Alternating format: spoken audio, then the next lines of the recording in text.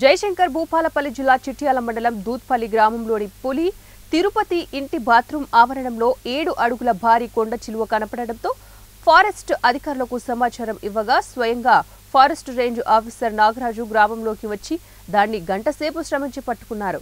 ఈ సందర్భంగా forest range officer Nagaraju కొండ చిలువను పట్టుకున్న అనంతరం మాట్లాడుతూ ఈ పాము కరువదు కానీ మనిషిని కానీ ఏదైనా జంతువును కానీ చుట్టూ చుట్టి ఎముకలు బీసుకుపోయేలాగా ప్రాణం పోయాక మింగుతుందని తెలిపారు. ఎవరైనా ఇలాంటి పాములు కనపడితే సమాచారం ఇవ్వండని తెలియజేశారు. అనంతరం కొండ చిలువను ఫారెస్ట్ లో వదిలేశామని తెలిపారు. ఈ కార్యక్రమంలో వారితో పాటు వారి సిబ్బంది శ్రావణ్, సందీప్, గ్రామస్తుడు కుమార్ పాల్గొన్నారు.